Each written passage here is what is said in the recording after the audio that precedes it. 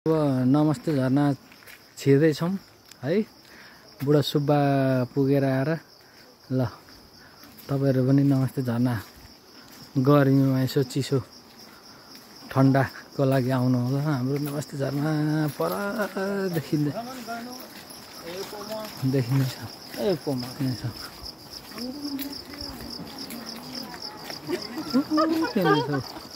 नमस्ते झरना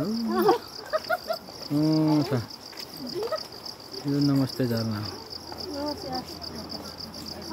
अब हामी जाँदैछौँ है। कति राम्रो मौसम छ, एकदम खुला मौसम, शीतल मौसम, पहाडको नजिक हरियाली दामी छ। मान्छेहरू आउने जाने प्रोग्राम छ। यहाँ फोटो खिचाइ छ हाम्रो भाइहरूले। यो त जरुरी है। हामी नमस्ते झरना जाँदैछौँ। अहिले त यसरी बनाएछ चट्ट है। पहिला त थिएन, माटै माटो थियो, अहिले त पक्का बनाएछ। जस दामी छ, हर कोही पनि आउनु सक्ने रहेछ।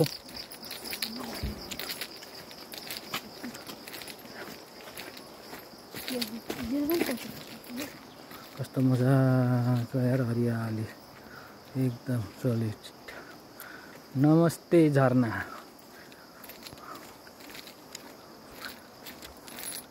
मजाको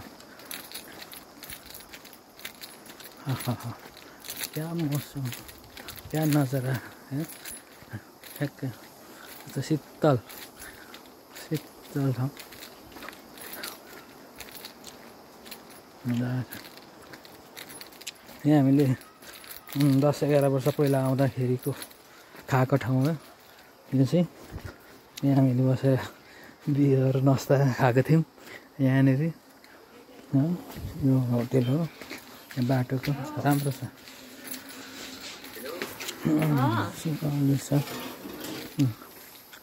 धेरै 2-4 दोकानहरू पनि बढेछ यहाँ है।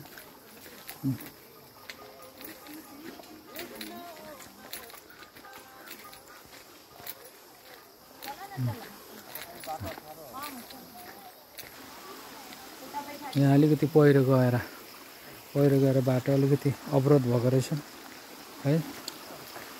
तर त्यस्तो केही छैन, सजिलै छ, पानी आएको छैन। कस्तो पहिरो गएको टङ टङ टङ टङ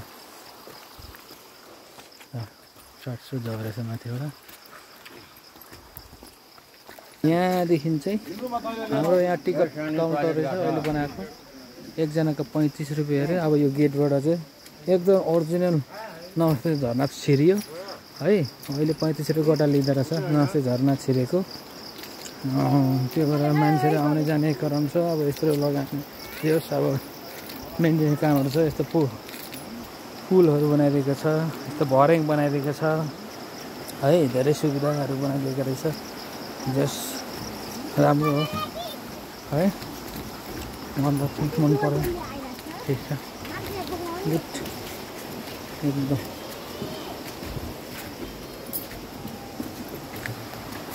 दामी छैन।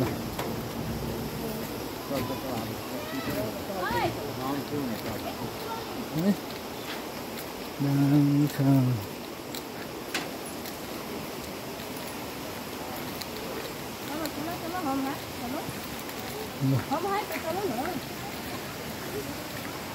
ठन्डो नमस्ते झरनाको ब्रिज आइपुग्यो है। ल नमस्ते झरनाको ब्रिज हो यो चाहिँ। ल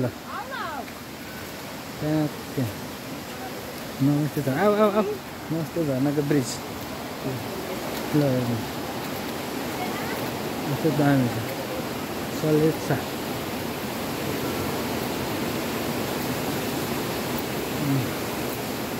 पानी बगिरहेछ यहाँ खोलामा।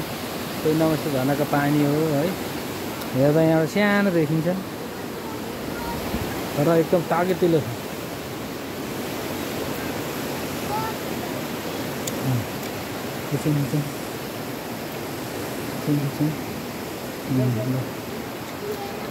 हल्का स्माइल गर्नु।